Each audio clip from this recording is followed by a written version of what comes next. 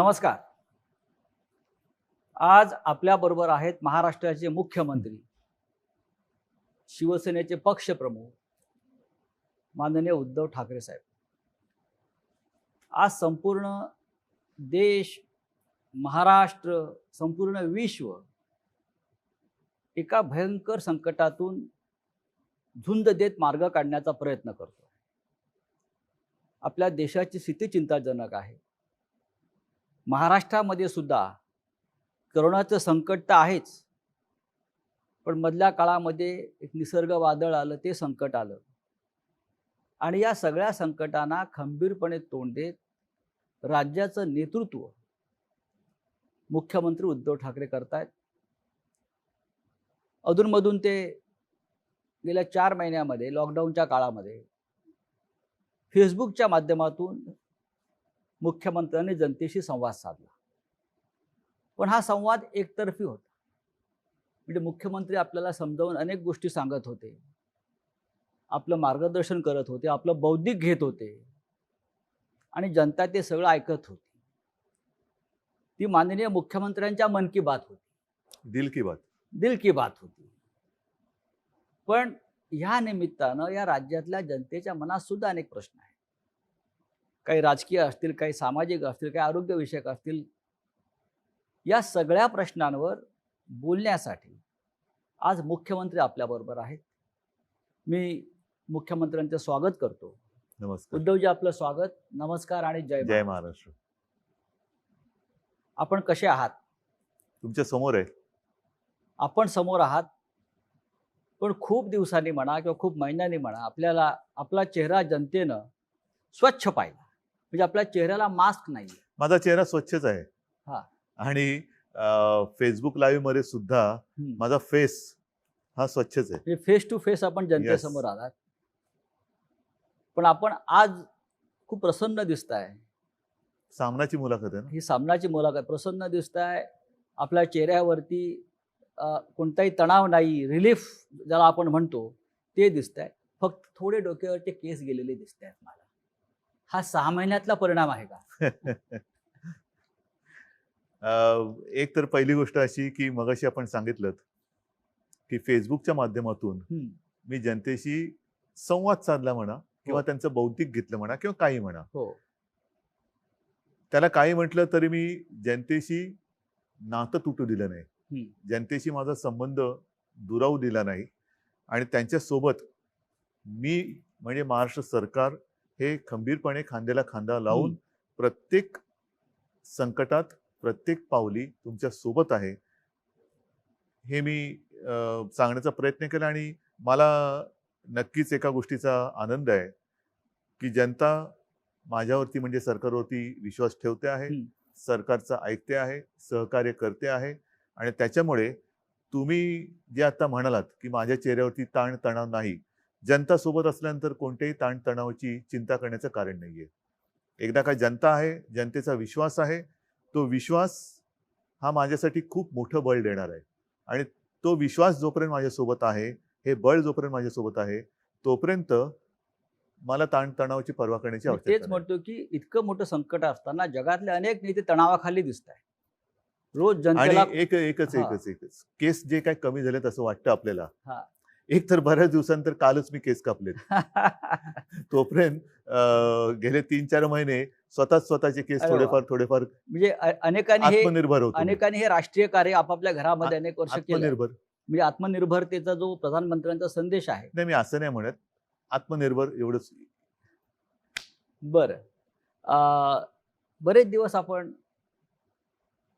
जनतेच्या आरोग्याची काळजी घेत आहे. अजूनही म्हणजे आपल्याशी बोलताना सुद्धा माझ्या डोक्यामध्ये सगळे एक गोष्टी ज्या काही माहिती आतापर्यंत माझ्याकडे येते. मी अनेक मुख्यमंत्र्यांची या काळामध्ये देशभरातल्या संवाद ऐकले, भाषणं ऐकली, प्रधानमंत्र्यांचं सुद्धा ऐकलं. किंबहुना आपल्याशी आपलं ऐकताना मला सारखं असं वाटायचं की जी जागतिक आरोग्य संघटना आहे, त्या जागतिक आरोग्य संघटनेला सुद्धा राज्याचे मुख्यमंत्रीच मार्गदर्शन करतायत. इतकं आपलं डॉक्टरी ज्ञान, वैद्यकीय ज्ञान आपल्या बोलण्यातून आणि एकंदरीत वर्तनातून दिसत होतं. हे डॉक्टरी ज्ञान आपल्याकडे आलं कुठून? ह्याला असं काही नेमकं उत्तर नाही. पण एक गोष्ट सांगतो, लहानपणी एक त्या काळामध्ये, आताचं नाहीये, त्या काळामध्ये एक प्रश्न नेहमी लहान मुलांना विचारला जायचं, मोठा झाल्यावर तू कोण होणार? त्यावेळेला त्या त्या मुलांची ती इच्छा तेव्हा ते व्यक्त करायचे. अर्थात प्रत्येक जण तसं काही झालाच असेल आणि झालाच नसेल असं नाहीये. परंतु वैद्यकीय शास्त्र हा माझ्यासाठी नेहमी कुतूहलाचा आणि अभ्यासाचा विषय राहिलेला आहे. अगदी कदाचित, म्हणजे नाही झालं ते बरं झालं, पण कदाचित एक शक्यता तेव्हा माझ्या मनात ही डोकत होती की डॉक्टर व्हावं. बरं, अरे वा. त्या दृष्टीने मी कधी असा काही प्रयत्न केला नाही, पण होमिओपॅथीचा मी तेव्हा अभ्यास करत होतो, जरूर करत होतो. आपल्या घराला परंपरा आहे. हो, आपले माझ्या आजोबा असतील, आपले काका असतील, किंबहुना शिवसेना शिवसेना प्रमुखांना प्रमुख. सुद्धा त्यातलं फार हो, चांगलं हो. ज्ञान होतं. आणि मासुरा. मास आहे. तर तो एक आमच्याकडे बॉक्सच असायचा. त्याच्यामध्ये आता हे सगळं आर्सेनिकम अल्बम, हे ते ते ते सगळे एक बॉक्सच असायचा. कोणाला काय झालं तर घरच्या घरी ते उपचार केले जायचे. आणि तेव्हा होमिओपॅथीचे डॉक्टर्स आमच्याकडे यायचे. ॲलोपॅथी हा विषय खूप दूर होता. तो काळ एकूण वेगळा होता. आत्तासारखे सगळे उपद्व्यापी व्हायरस वगैरे बरं. त्या जमान्यामध्ये असे फार त्रासदायक नव्हते. आणि एक चांगलं छान असं आयुष्य होतं. त्या काळामध्ये मी होमिओपॅथीचाही अभ्यास करत होतो. कळत नकळत ती जी काही आवड आहे ती आज सुद्धा थोडीफार जिवंत आहे. आणि अनेकदा, म्हणजे काही वर्षांपूर्वी तुमच्या लक्षात असेल, आपल्याकडे बीडला प्लेग आला होता. हो. त्याही वेळेला मी शिवसेनेचं पथक पाठवलं होतं डॉक्टर दीपक सावंत यांच्या नेतृत्वाखाली. ते तिकडे गेलं. मग औषधं कोणती लागतील, काय लागतील, ती औषधं कुठून आणायची, मुंबईमध्ये पूर आला तेव्हा कोणती औषधं लागतील, हे एक थोडंसं मी एक तळमळीने करत असतो. आणि आत्ता सुद्धा हा एक विचित्र योगायोग आहे. ध्यानीमनी नसताना मुख्यमंत्री पदाची जबाबदारी माझ्या खांद्यावरती आली. आणि ती सुद्धा अशा वेळी आली की जागतिक एक आरोग्यविषयक आणीबाणी जणू काही त्यातनं आपण जातो असा हा काळ आहे. आणि त्यावेळेला ही जबाबदारी माझ्या खांद्यावर आली म्हटल्यानंतर मग त्याच्या खोलात जाणं हे फार महत्वाचं आहे. तुम्ही खूपच खोलात गेला. हो, कारण त्याच्याशिवाय तुम्ही निर्णय घेऊ शकत नाही. नेमकं एखाद्याचं मूळ तुम्हाला कळल्याशिवाय तुम्ही निर्णयापर्यंत जाऊ शकत नाही. आज ह्या विषयावरती तज्ज्ञ असा कोणीच नाहीये. जो तो अनुभवातून शहाणपण जे येतं, तो अनुभव आपल्याला शिकवतोय आणि त्यातून आपण शहाणे व्हायचं की नाही हा ज्याचा त्याचा प्रश्न आहे, पण शहाणं होण्याचा आपण तरी प्रयत्न करतो. तुम्ही, म्हणजे असं मला वाटतंय की तुम्ही जनतेला मार्गदर्शन करता करता या सगळ्या विषयावर, राज्याचे जी आपली प्रजा आहे, आपण त्याचे पालक आहात. कोरोना बरोबर जगायला तुम्हीच शिकलेला आहात. सगळ्यांना शिकायला पाहिजे. कारण त्या फेसबुकच्या माध्यमातून, आणि असं काही नाही की अजून मी ते थांबवलेलं आहे. बरं. येत्या काही दिवसात मी परत करेन. कारण हे करत राहावंच लागेल. जोपर्यंत एक कोरोना सोबत जगणं आपण शिकत नाही आणि स्वीकारत नाही, तोपर्यंत ह्या काही गोष्टी अपरिहार्य म्हणून आपल्याला मानाव्याच लागतील, त्या कराव्याच लागतील. उगाचच फिरणं, उगाचच गर्दी करणं, ह्या काही अनावश्यक गोष्टी ह्या टाळाव्या लागतील.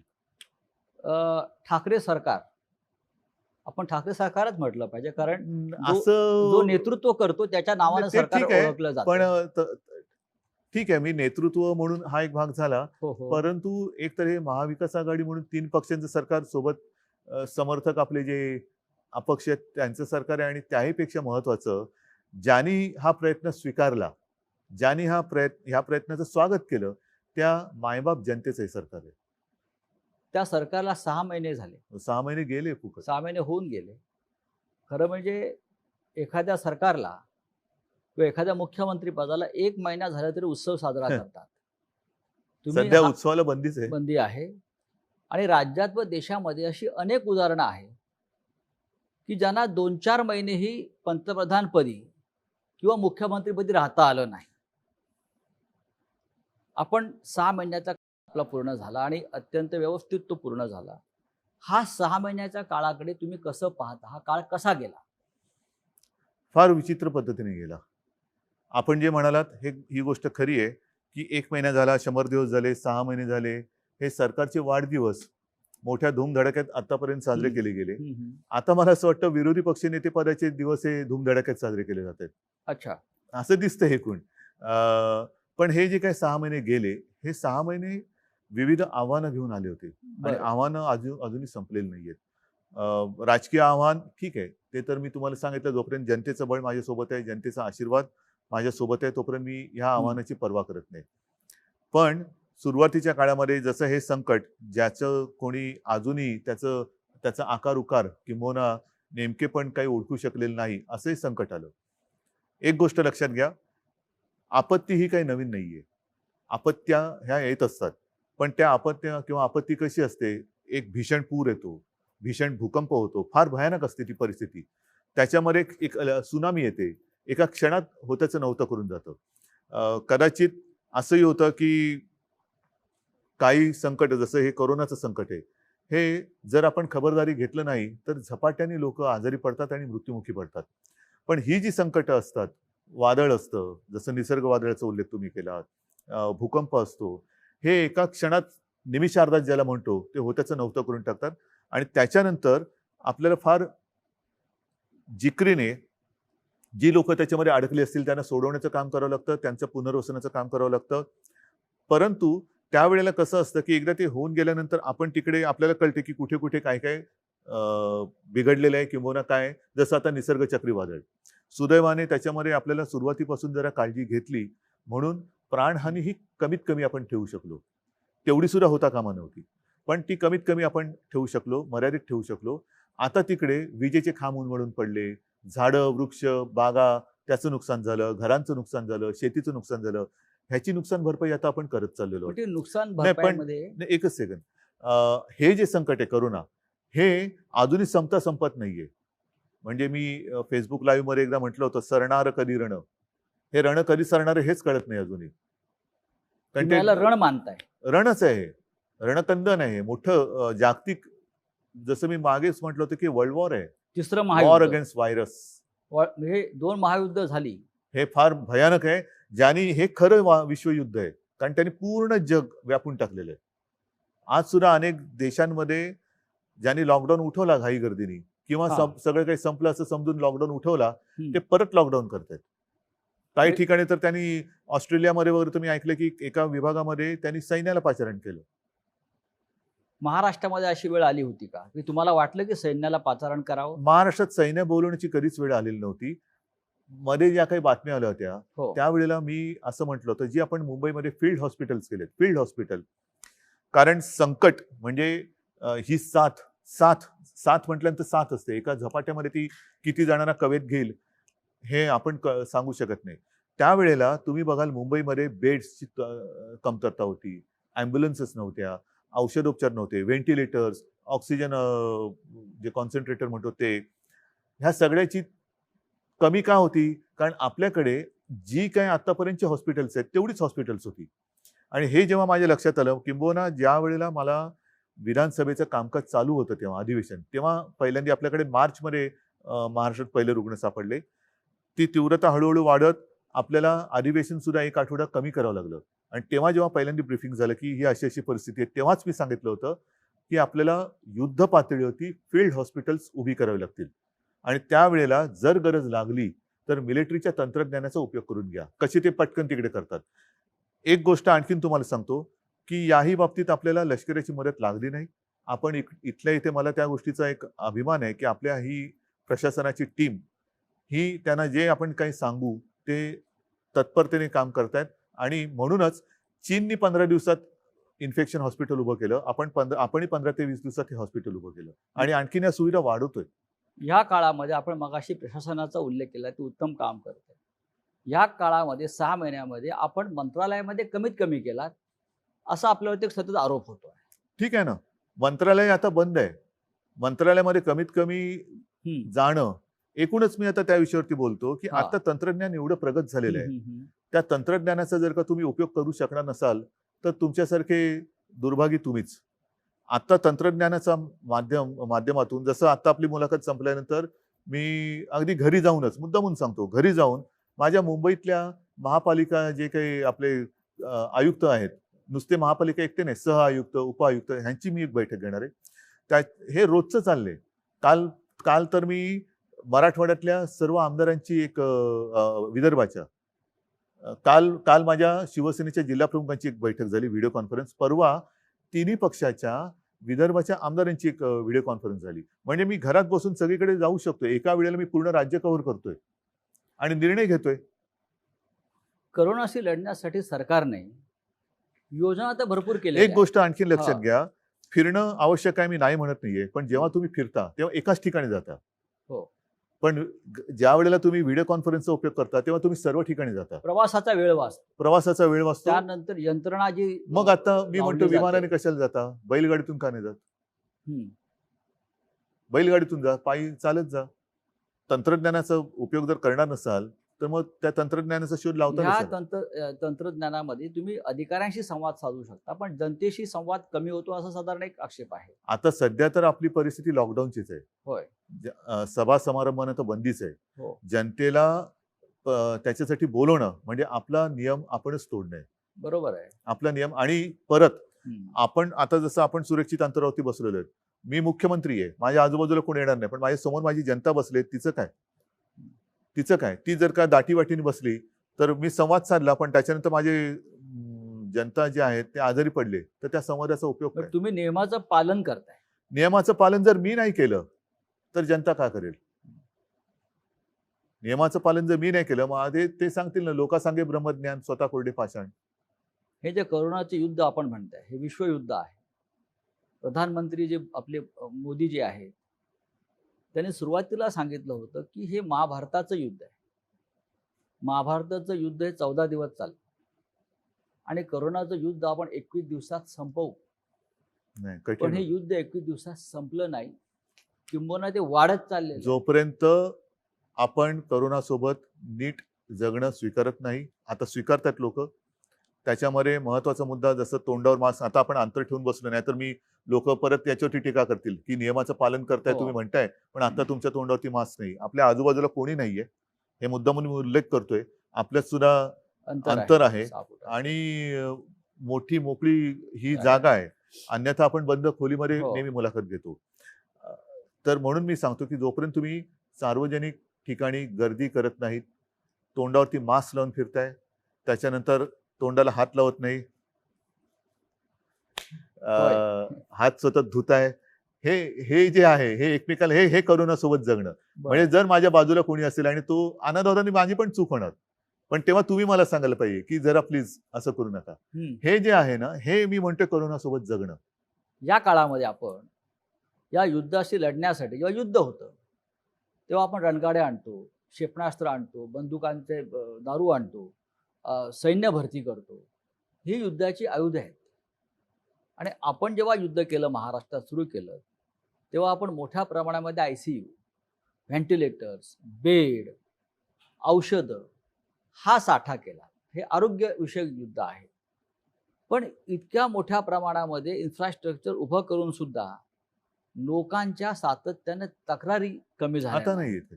किंबहुना कोविड सेंटरमध्ये बेड नाही नाही, असं होत नाहीये. किंवा गेल्यावरती आम्हाला उपचार मिळत नाही. सांगतो, अशा प्रकारे सुद्धा काही तक्रारी तुम्ही इतकं प्रचंड काम केल्यावर सुद्धा जेव्हा आल्या तेव्हा मुख्यमंत्री म्हणून आपलं काय भावना राहिल्या? नाही भावना, इथे मी भावना वगैरे माझ्या पाळत हा, नाहीये. हा.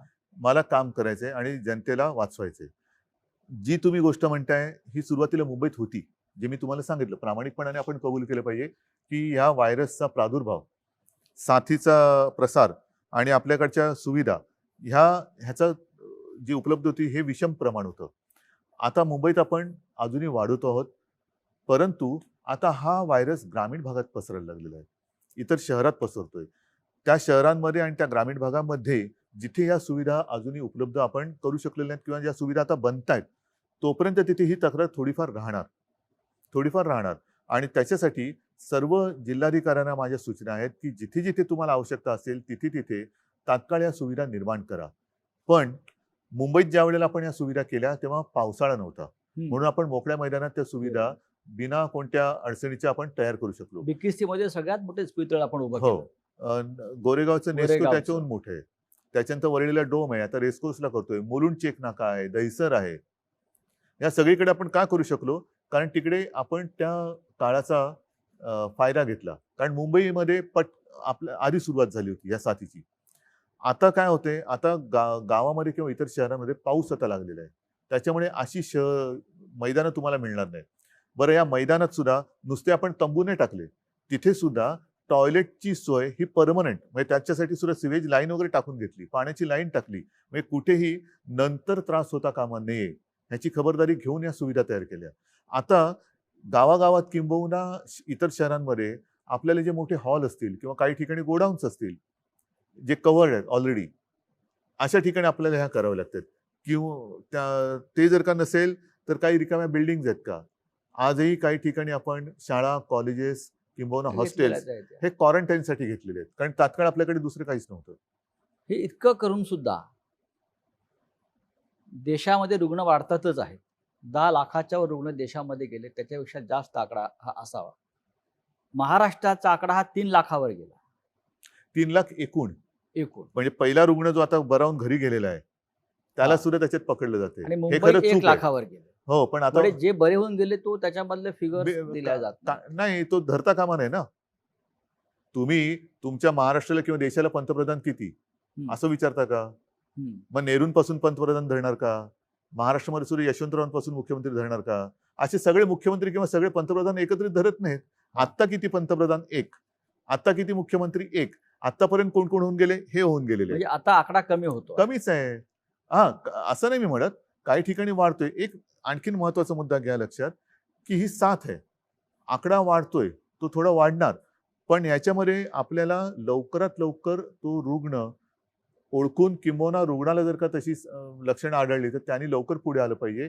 मृत्यूदर कमी ठेवणं, औषध नसताना सुद्धा, औषध कोणते नाहीये पण त्याच्यावरती इतर जे काय आता उपलब्धता आहे त्याच्यानुसार उपचार करून मृत्यूचं प्रमाण कमी ठेवणं, हे आता आपलं मोठं आव्हान. या क्षणी मुंबई नियंत्रणामध्ये येत असताना अजून मी त्याच्याबद्दल काय बोलत नाही. नाही, एक मिनिट, असं अजिबात मी बोलणार नाही, कारण असं जर का आपण समज करून घेतलं तर आपण गाफील राहू. त्याच्यामुळे कृपा करून तुम्ही त्या आकड्यांकडे लक्ष देऊ नका. पण आज मुंबईच्या बाहेरची शहरं आहेत, कल्याण, डोंबिवली, ठाणे, नवी मुंबई, अंबरनाथ, पुणे, पिंपरी चिंचवड, हे भाग जास्त संक्रमित झालेले आहेत आणि ती चिंतेची गोष्ट वाटते सगळ्यांना.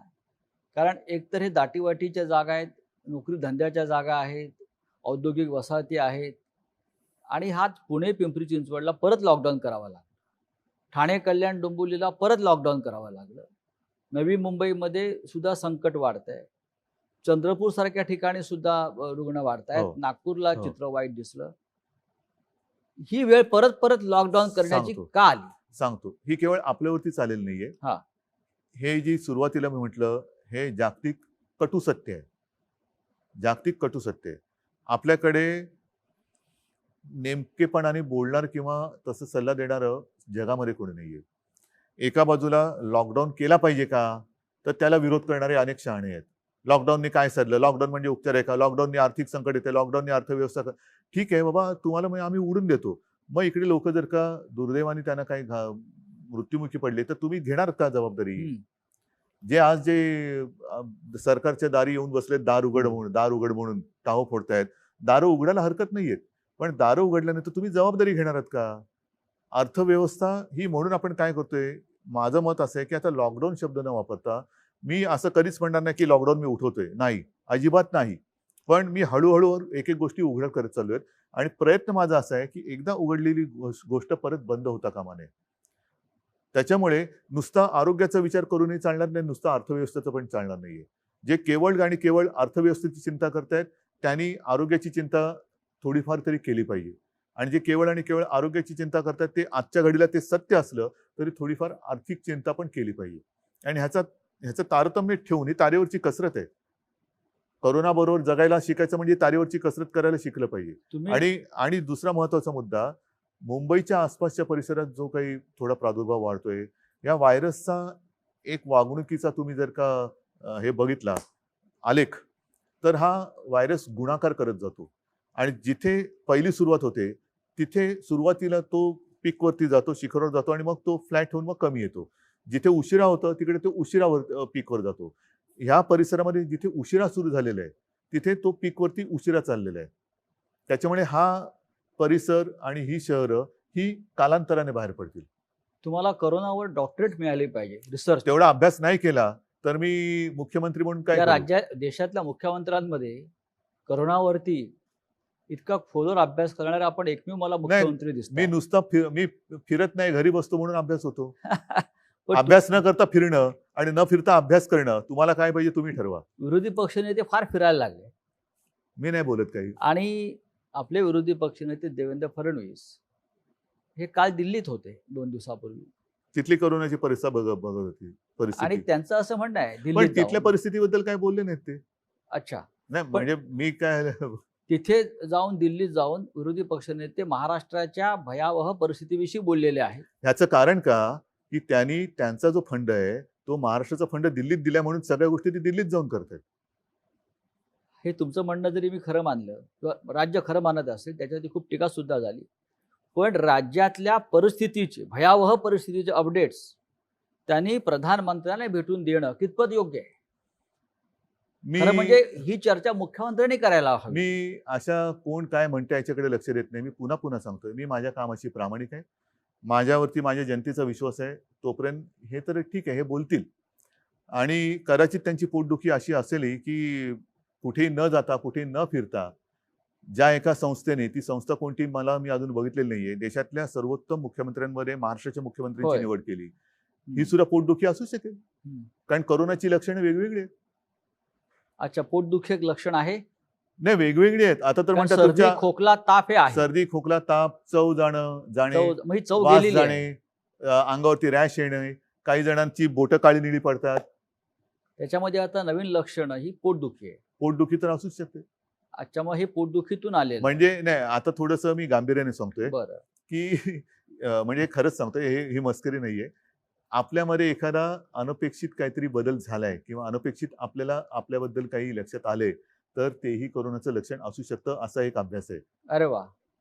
त्याच्यामुळे असं जर का कोणाला काही लक्षण विचित्र, कारण वास जाणं, चव जाणं, आपण सगळीकडे होर्डिंग्स लावलेत की शिंकताना खोकताना तोंडावरती रुमाल ठेवा, इकडे इकडे थुंकू नका.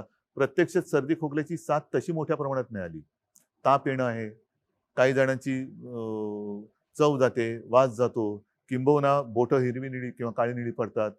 तर असं वेगळं काहीतरी म्हणजे लक्षात सरकार आलं. राज्यामध्ये सत्ता परिवर्तन झाल्यापासून अनेकांचं आयुष्य बेचव झालेलं आहे. असू शकतं, त्याचा परिणाम असेल असं आपलं असू शकेल. मानलं पाहिजे.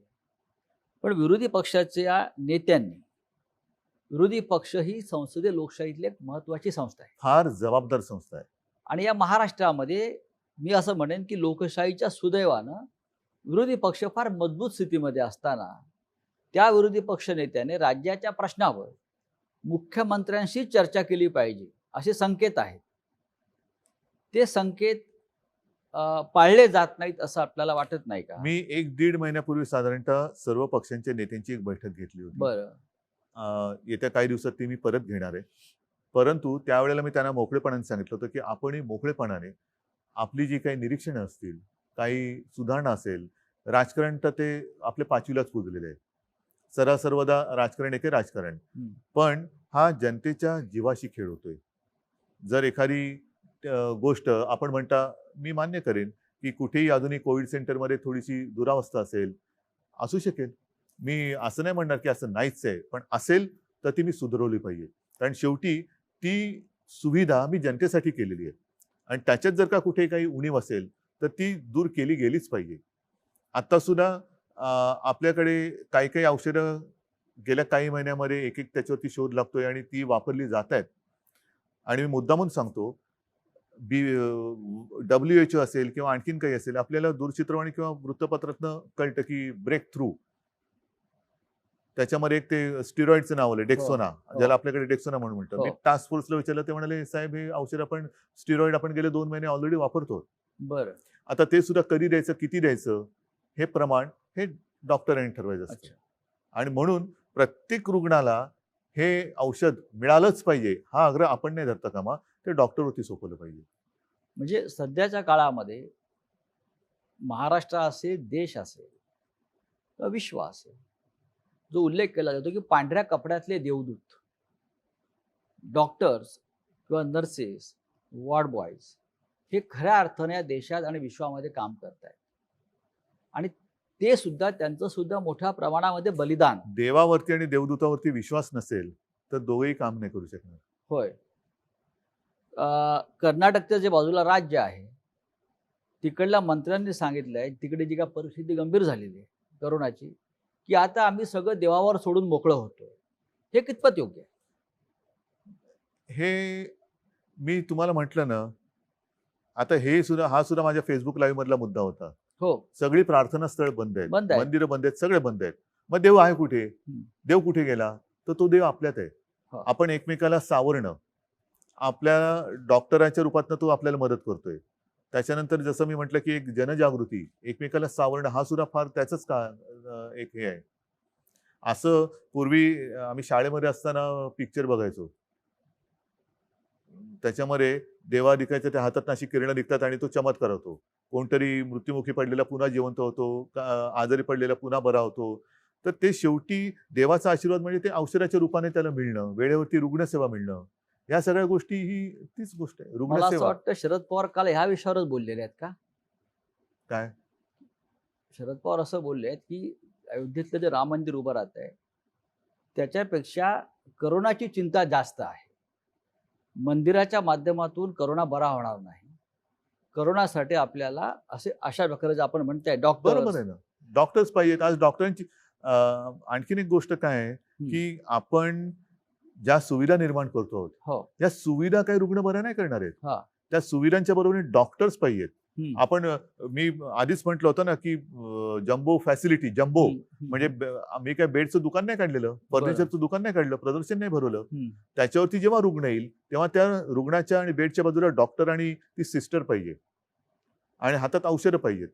ज्या मुंबईतल्या करोनाच्या स्थितीवर सगळ्यात जास्त टीका देशभरातल्या राजकीय लोकांनी केली, मग ते प्रवासी मजदूर जाताना असतील किंवा रुग्ण वाढताना असेल, त्याच मुंबई पॅटर्नचा आज सगळ्यात जास्त बोलबाला होतो. कोण करते? प्रत्येकाला मुंबई पॅटर्न लागू करा असं देशभरात वाटतं. कोण करते? सगळेच करताय. तर हा मुंबई पॅटर्न जेव्हा तुम्ही सुरू केला, तुम्ही मॅनेज केलं असेल. अच्छा, आम्ही मॅनेज केलं. मुंबई पॅटर्न त्यातली धारावी म्हटलं की लोकांच्या भुव्यावर जातात. पण मोठं आव्हान आहे. पण जागतिक आरोग्य संघटनेनं फक्त धारावीचा उल्लेख केला आणि धारावी पॅटर्न हा उल्लेख केला. हे मला असं वाटतं या सरकारचं सगळ्यात मोठं यश आहे. महापालिका असेल, राज्य सरकार असेल, पण मुख्यमंत्री म्हणून आपण सतत मुंबई आणि धारावीवर लक्ष दिलं. हे आपण कसं करू शकला? ह्याच्यावरती मी तुम्हाला म्हटलं तसं आपल्या जनतेवरती आणि यंत्रणेवरती विश्वास. हा विश्वास जर का नसेल आणि प्रत्येक ठिकाणी जर का मी धारावीमध्ये चक्रा मारत बसलो असतो तर काय साधलं असतं? मी मुख्यमंत्री म्हणून जाणं म्हणजे सगळा तो लवाजमा माझ्यावरती गोळा होणं. बरं, म्हणजे त्यांना कामाची ठिकाणं आणि कामं सोडून माझ्यावरती गोळा होणं. ह्याच्या पलीकडे मी त्यांना काय सांगणार? पण एक गोष्ट नक्कीच समाधानाची आहे की WHO धारावीचा उल्लेख केला. त्याच्यानंतर काल परवाकडे वॉशिंग्टन पोस्ट मध्ये एक आर्टिकल आहे, त्याच्यात त्यांनी म्हटलं की मुंबई हे एक असं शहर आहे की ज्या शहराने कोणतीही माहिती लपवलेली नाही, लपवाछपवी नाही, बिलकुल नाही. जे आहे ते स्पष्ट आहे. पण तुम्ही लपवताय, काहीतरी लपवताय असं विरोधी पक्ष नेत्यांचं म्हणणं होतं. मृत्यूच्या आकडे लपवताय, रुग्णांच्या आकडे लपवताय. त्यांच्याकडे वॉशिंग्टन पोस्ट त्यांची स्वतःची यंत्रणा आहे का? असू शकेल की ज्या माध्यमातून त्यांना हे आकडे मिळत आहेत किंवा राज्यातल्या कारभाराविषयी माहिती मिळते. असू शकेल. पण ह्या ज्या काही गोष्टी आहेत, WHO आणि वॉशिंग्टन पोस्ट, हे ह्या वृत्तपत्रात आणि त्या हेल्थ ऑर्गनायझेशननी देणं हे एक फार मोठं गौरवाची गोष्ट आहे. त्याच्यामुळे मी या गोष्टींकडे बाकीच्या मी त्याच्याकडे लक्ष देत नाही. धारावीत आपल्याला यश मिळत आहे. मी अजूनही बोलत नाही, कारण अजूनही संकट पूर्ण टळलं पाहिजे. आणि जर का मी कोणाचं आता मोठं कौतुक केलं तर गाफीलपणा मला नकोय, गलथानपणा नकोय. मुंबई सुद्धा हळूहळू स्थिरस्थावर होत आहे. पण मुंबईच्या रस्त्यावरती वडापाव कधी मिळणार? त्याच्यासाठी सुद्धा आपली ही हळूवार वाटचाल त्याच दिशेने चालू आहे. हो, जोपर्यंत मुंबईच्या रस्त्यावरती लोकांना वडापाव मिळत नाही तोपर्यंत मुंबई सुरळीत झाली असं कोणी या देशामध्ये मानणार नाही. वडापाव आहे, बऱ्याच गोष्टी आहेत. बरं, दुसरा एक विषय महत्वाचा येतो आहे की या संपूर्ण 4 महिन्याच्या काळामध्ये आपण मंदिरांनाही लॉकडाऊन केलंय, देवही बंदिवान आहेत. देव आपलेच आहेत. मंदिराची टाळी कधी उघडणार? देव म्हणतात मी तुमच्यात आहे, बरं. आणि त्याच्यामुळे तुम्ही मंदिरात येऊ नका, तुम्ही हे पहिले सांभाळा. जसं गाडगेबाबांचा एक उल्लेख, हो. माझ्या आजोबांनी मला ती सांगितलेली गोष्ट, मला हो, तर त्यांच्या हो. चरित्रात पण लिहिलेली आहे. होय. गाडगेबाबा पंढरीला जायचे, पंढरपूरला. यात्रा असायची, वारी, जसं ती या वेळेला वारी होऊ शकली नाही, आणि गाडगेबाबा जायचे ते दर्शनाला मंदिरात जायच्या आधी किंवा ऐवजी चंद्रभागेचा काठ हा सकाळ झाली का खराट घेऊन साफ करायला लागायची. आणि त्यांना कोणी विचारलं, काय बाबा दर्शन घेतलं का? तर म्हणले, अरे हे बघ, हा माझा विठोबा आहे, अच्छा. हे गोरगरीब माता भगिनी मायेबाप सगळे आलेले आहेत, इकडे ही सगळी अस्वच्छता माजली तर रोगराई येईल, मग त्याचं काय होणार? त्याच्यामुळे ते त्याची सेवा कर सांगायची. आपण त्या गाडगे महाराजांची आणि परंपरा आणि ते स्वतः हे घराला घेऊन काढायची. आता आम्ही त्यांच्या नावाने अभियान करतो, पण स्वतः काय करतो? स्वच्छ केलेल्या कोपऱ्यामध्ये जाऊन झाडू मारून फोटो काढतो. गाडगे महाराजांची परंपरा महाराष्ट्राला जशी लाभली आहे, जशी ठाकरे कुटुंबाला आहे ना, पासून किंवा त्याच्यामुळे देव काही त्यांनी गोष्टी पाहिला. या माझ्या आजोबांकडनं त्यावेळेला मी त्यांच्या आठवणीच्या स्वरूपात ऐकलेल्या आहेत. आता महाराष्ट्रामध्ये अनलॉक 2 सुरू आहे, अनलॉक शब्द सोडा, अनलॉक लॉक ज्याला तुम्ही पुनश्च हरिओम म्हणता. पुनश्चार्य म्हणतोय किंवा मिशन बिगिन अगेन, होय. ते करताना नीट तो समजून घ्यायला पाहिजे विषय, की लॉकडाऊन हा केलेला आहेच, लॉकडाऊन आहेच, त्याच्यामुळे ह्याच्यानंतर काय होणार, त्याच्यानंतर काय, लॉकडाऊन आहेच, पण आपण एक एक गोष्टी सोडवत चाललेलो आहोत. त्यातनं हळूहळू एक एक गोष्टी बाहेर काढतोय. नाहीतर काय होईल, lockdown 1, lockdown unlock 1, lockdown 2, unlock 2, lockdown 2, ह्या गोष्टी या खेळत तांत्रिक गोष्टी नाही. म्हणजे तुम्ही घाईघाईने एखादी लॉकडाऊन केला, तेही चूक आहे. घाईघाईने लॉकडाऊन उठवला, किती काळ असं बसणार? मग हे कधी होणार, ते कधी होणार? लोक कंटाळले आता आहे, पण कंटाळा घालवण्यासाठी म्हणून लॉकडाऊन केलेलं नाही, उघडायचं असं नाहीये. लोकांच्या पोटापाण्याचा प्रश्न आहे. त्याच्यासाठी एकदम जर का घिसाडघाईने उघडलं आणि साथ प्रचंड वाढली आणि जीवच गेला, तर पोटपाण्याचं काय करणार? काही ठिकाणी कारखान्यांमध्ये सुद्धा जर काही साथ घुसली तर काय होणार? आणि म्हणून मग एक गोष्ट स्वीकारायला पाहिजे, की मग करोनाचं काय होईल ते होईल, किती माणसं मृत्युमुखी पडतील ते पडतील, पण आम्हाला लॉकडाऊन नको. आहे का तयारी? अमेरिकेत जसं केलंय. हा, तयारी आहे का? माझी नाही तयारी. न्यूयॉर्कला आहे. असेल, माझी नाही तयारी. मी म्हणजे ट्रम्प नाहीये. मी माझ्या डोळ्यासमोर माझी माणसं अशी तळमळताना हे करताना बघू शकत नाही, अजिबात नाही. त्याच्यामुळे एक गोष्ट ठरवा, की लॉकडाऊन गेल्या खड्ड्यात, जीव गेला तरी 72, पण आम्हाला लॉकडाऊन नको. रेल्वे सुरू होत नाही अद्याप, लोकांनी प्रवास कसा करायचा? म्हणूनच मी म्हणतो ना, की एकदा काहीतरी ठरवा, इस्पार या उसपार. आणि जर का दोन्ही सांभाळायचं असेल तर मी म्हटलं तसं रेल्वे रुळावरनच चालली पाहिजे, तशी ती तारेवरची कसरत आहे, तारेवरची कसरत आहे. तुम्ही रेल्वे सुरू करणार की नाही असा प्रश्न आहे माझा. नाही, बंद करण्यासाठी आम्ही काय केलं? रेल्वे ही मुंबईची लाईफलाईन आहे. जोपर्यंत लाईफलाईन, रेल्वे सुरू करूया, वडापाव सुरू करूया, सगळं सुरू करूया, पण एकदा काहीतरी एक टोक स्वीकारा. घाई गडबडीने घिसाडघाईने तुम्हाला हे करायचंय आणि मग काय आपल्या घरात कुटुंब याच्यामध्ये आजारी पडतात आणि काही मृत्युमुखी पडतात. मग कुटुंब मृत्युमुखी पडल्यानंतर घराला जे टाळं लागेल ते लॉकडाऊन कोण उघडणार? घराचं जो काय लॉकडाऊन होईल, कुटुंब जर काय गेलं तर त्या घराचं टाळं कोण उघडणार? आणि म्हणून ते टाळं नको असेल तर या गोष्टी टाळा. शिक्षणाचा पूर्ण बट्टाबोळ झालाय जगभरात. आणि महाराष्ट्रात सगळ्यात विषय जो सध्या चर्चेला जातो आहे तो म्हणजे पदवी परीक्षेच्या ज्या अंतिम वर्षाचं काय करायचं, तो निर्णय घेतलाय. कारण याच्यामध्ये राज्यपालांचं एक मत आहे. नाही, पण आता राज्यपालांसुद्धा मला सरकारचं एक मत आहे. आपण कोणत्याही परिस्थिती, कारण आता काही ठिकाणी बघा, तुम्ही मला प्रश्न विचारतानाच दोन्ही बाजूनी प्रश्न विचारताय. एका बाजूने म्हणताय की हे कधी होणार आणि दुसऱ्या बाजूला म्हणताय की हे पण होतंय. म्हणजे एका बाजूला म्हणते हे उघडणार कधी, दुसऱ्या बाजूला म्हणताय की तुम्ही राज्यात इतर राज्यांमध्ये पुन्हा लॉकडाऊन होते. होय. मग हाच तो माझा महत्वाचा मुद्दा आहे. काही ठिकाणी शाळा सुरू केल्या आणि त्यातली मुलं बाधित झाली. असं कोणी समजू नका की मुलांना हा करोना होत नाही. 6 महिन्याच्या बाळाला सुद्धा करोना झाला, तो बरं झाला. हे चित्र आलंय. दक्षिण कोरियामध्ये शाळा परत बंद कराव्या लागल्या, अनेक देशात बंद. मग त्याचा खेळखंडोबा किंवा बट्ट्याबोळा आहे की नाही? मग या शिक्षणासाठी शेवटी महाराष्ट्राला शिक्षणाची फार मोठी परंपरा आहे. सगळ्या देशी जगाला आहे. मुंबई महाराष्ट्राला आहेच ना. शिक्षण हे जीवनावश्यक गोष्टीपैकी एक आहे. 2020 मध्ये या काळामध्ये मुलांनी, तरुणांनी शिक्षणाचं काय करावं? महत्वाचा मुद्दा आहे हा. आणि त्याच्यासाठी आपण आता हा जुलै जवळपास संपत आला, बरोबर आहे. जूनमध्ये शाळा सुरू होतात. मी माझी संकल्पना मांडली ती हीच आहे की शाळा कधी सुरू होणार. आता तो शाळा हा जो कन्सेप्ट आहे तो थोडासा बाजूला ठेवा. शिक्षण कधी सुरू होणार. ह्याच्यासाठी आपण हा एक विचार केला की जिथे जिथे शक्य असेल ग्रामीण भागात तिथे शाळा सुरू कराव्यात का, आणि जिथे जिथे शक्य आहे, सुविधा आहे, तिकडे ऑनलाईन शिक्षण सुरू करावं का. ऑनलाईन शिक्षणाचं पायलट आपल्याकडे सुरू झालेलं आहे. बरं. त्याच्यासाठी आपण केंद्राशी बोलून आता त्याच्यात सुद्धा कसं आहे की हे एकतर्फीच होणार आहे. जसं माझं फेसबुक लाईव्ह होतं तसंच ते होणार आहे की टीव्ही चॅनलवरनं शिकवता येईल का. त्याच्यानंतर आपण मुंबई महापालिकेच्या शाळेमध्ये टॅब दिले होते, SD कार्ड लोड केले, त्याच्यात ई लर्निंग आहे, टेक्स्टबुक आहेत, पाठ्यपुस्तक आहेत, अशी काही हे करावं का. कारण त्याच्यावरती सगळ्या बाजूनी आपण मतांतरही घेत आहोत.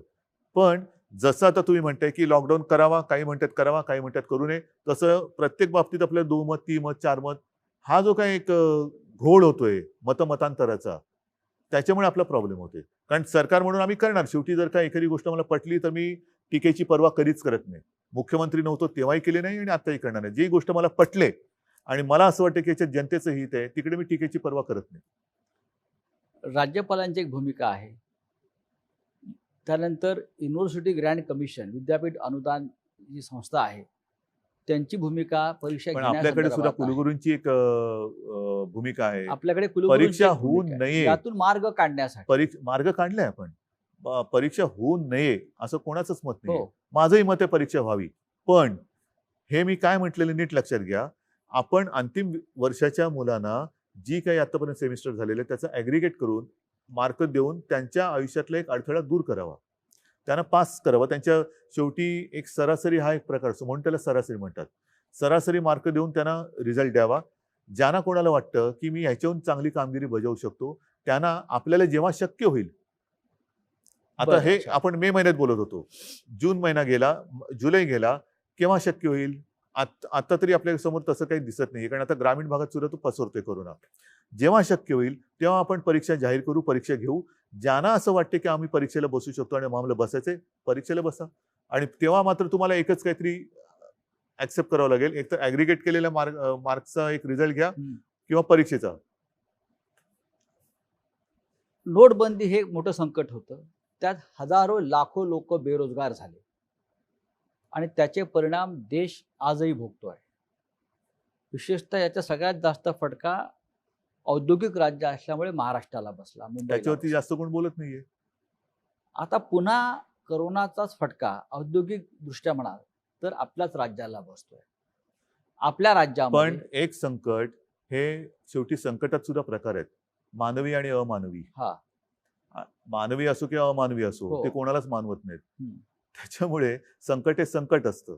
आताचं संकट हे अमानवी आहे आणि हे आपल्या हातात नाहीये. हे संकट, हा व्हायरस जो आला तोच मुळातून बाहेरून आलेला आहे. यातून मार्ग कसा काढणार. हजारो लाखो लोक जे मार्ग बेरोजगार ह्याच्यातून मुंबई महाराष्ट्र, मला असं वाटतं ह्याच्यातून मार्ग काढण्यासाठी पूर्ण जग धडपडतं आहे. आणि आता सुद्धा प्रसारमाध्यमातून ज्या बातम्या आपल्या समोर येत आहेत त्या आशादायक आहेत. याच्यावरती वॅक्सिन जवळ आपण गेलेलो आहोत, पोहोचतो आहोत. काल सुद्धा माझी काही जणांची चर्चा झाली. येत्या काही महिन्यात कारण या वॅक्सिनची ट्रायल सुरू झालेली आहे. आता प्राण्यांवरती होते, एक ठराविक ग्रुपवरती होते, त्याच्यानंतर ती मोठ्या प्रमाणावरती होईल. असं करून आता तर बातमी की ऑगस्टमध्ये आलं तर आनंद आहे. पण साधारणतः या वर्षाच्या अखेरीपर्यंत आपल्या देशामध्ये वॅक्सिन तयार होऊ शकतं असं चित्र आहे. शेतकऱ्यांचे प्रश्न नव्याने उफाळून येतील. सगळ्यांचेच आहेत. आता आजपासूनच महाराष्ट्रामध्ये दूध उत्पादक शेतकऱ्यांचं आंदोलन सुरू झालंय. त्यांच्या दुधाला भाव वाढवून हवा. कोणाला भाव मिळतोय नीट? कोणालाच भाव मिळत नाहीये. त्याच्यामुळे हे संकट हे सर्वव्यापी आहे. त्याच्यामुळे कोणत्या एका वर्गावरती किंवा एका क्षेत्रावरती संकट आहे असं मानणं चूक आहे. आणि शेवटी सगळीच लोक जर का अन्याय होतो म्हणून बाहेर पडली तर मग माझं तेच म्हणणं आहे, मग एक तर तुम्ही एक काहीतरी स्वीकारा की जे काय होईल ते होईल, आणि नाही तर आम्ही सुरक्षित राहून व्यवस्थित शांतपणाने विचार करून ह्या संकटाला परतू. हा एक मार्ग आहे. नाही तर जे काय होईल ते होईल, मारतो उडी आम्ही. कारण खाजगी कंपन्या, खाजगी उद्योग यांनी तर नोकर कपात मोठ्या प्रमाणात सुरू केली. पण शासनामध्ये सुद्धा एसटी मधून 4000 लोक कमी गेले. रेल्वेतून माणसं कमी केली जात आहेत, विमान कंपन्या, ह्या सगळ्या पब्लिक सेक्टरमधून जर अशा प्रकारे नोकर नाही, कपात सुरू राहिली ह्याच्यावरती तर खूप मोठा सामाजिक प्रश्न निर्माण होऊ निर्माण शकतो होईल. होऊ शकतो आणि ह्याच्यासाठी मला असं वाटतं वेगळी केवळ अट्टहासापायी आपली मतं मांडण्यापेक्षा एक जर का सगळेजण एकदिलाने एकत्र आले तर ह्यातनं मार्ग नक्की निघू शकतो. तसा मार्ग काढण्याचा माझा प्रयत्न आहे. परंतु तुम्ही हे करताय म्हणून माझा त्याला विरोध आहे, ही जर भूमिका घेऊन कोण येणार असेल तर त्यातनं मार्ग नाही निघू शकत. ही परिस्थिती सगळ्यांना सारखी आहे. फटका कमी जास्त प्रमाणात सगळ्यांना पडलेला आहे, पडणार आहे. याहीपेक्षा मोठं जे काही संकट आहे हे येत्या काळामध्ये कदाचित येऊ शकतं. पण सगळ्यांनी मिळून एकदिलाने जर संकटाचा सामना करायचा आहे म्हणून आले एकत्र आणि मार्ग काढायचा म्हटला तरच मार्ग निघू शकतो. याच्यामध्ये केंद्र राज्याला काय मदत करू शकेल? केंद्र आणि राज्य, केंद्राने आता मध्ये वेळोवेळी पंतप्रधान व्हिडिओ कॉन्फरन्सच्या माध्यमातून एक बैठक घेत असतात आणि ज्या काही गोष्टी करोनाच्या बाबतीत त्यांच्याकडे आपण मांडतो तशी त्यांची त्या बाबतीत मदत होते. आपल्याला जी 38,000 कोटीची मदत त्यांनी द्यायचं कबूल केलं होतं, ते पैसे राज्याला मिळाले का? येत आहेत हळूहळू. हळूहळू येत आहेत. म्हणजे लॉकडाऊन जसा हळूहळू उठतोय तसे ते पैसे हळूहळू येत आहेत. सगळ्यांचंच उत्पन्न घटलेलं आहे. दूध उत्पादकांचं घटलेलं आहे, शेतकऱ्याचं घटलेलं आहे, जो काय आपला नोकरदार वर्ग आहे त्याचं घटलेलं आहे, म्हणजेच सरकारचं पण घटलेलं आहे. मग राज्य सरकार जे एक महत्वाचं आहे, महाराष्ट्राचं राज्य महसूल वाढवण्यासाठी, त्याशिवाय हे राज्य चालू शकत नाही. कोणाकडनं वसूल करणार? कर्मचाऱ्यांचे पगार द्यायला आपल्याकडे पैसे नाहीत असं आपले मंत्री म्हणतात. मान्य मला, पण शेवटी महसूल वाढवण्यासाठी आपण काय उपाययोजना करणार? उपाययोजनासाठी आपण एक गोष्टी ज्या आहेत, मी तुम्हाला म्हटलं ना, पटकन हो. पी हळद आणि हो गोरी असा उपाय कोणाकडेच नाहीये. असा उपाय कोणाकडेच नाहीये. आणि तसा जर का उपाय असता तरी संकट त्याला काय म्हणायचं? संकट म्हणतोय, यावेळेला आपत्ती म्हणतोय. आता सुद्धा आपल्या देशात आणि आपल्या राज्यात महाराष्ट्राने तो जो काही एपिडेमिक ऍक्ट होता 100 वर्षापूर्वीचा, म्हणजे इंग्रजांच्या काळातला, तो 100 वर्षानंतर पुन्हा त्याचं पुनरुज्जीवन प्लेगच्या वेळेतला पुनरुज्जीवित का केला? म्हणजे तशी एपिडेमिक, तशी परिस्थिती निर्माण झाली. केंद्राने त्याच्याहून थोडासा एक पाऊल पुढे टाकून थोडा आणखीन कडक डिझास्टर ऍक्ट जो केलेला आहे तो का करावा लागला? ह्याचं कारण तसं डिझास्टर आहे, आपत्ती आहे. ती जर नसती तर आता सुद्धा आपण जिथे बसलो ते इकडे तिकडे लोक आपल्याला दिसली असती. मुख्यमंत्री उद्धव ठाकरे यांच्याबरोबरच्या या गप्पा अशाच पुढे चालू राहतील. पहिल्या भागामध्ये मुख्यमंत्र्यांनी करोनापासून ते राजकारणापर्यंत अनेक विषयांवर आपल्याशी दिलखुलास चर्चा केली.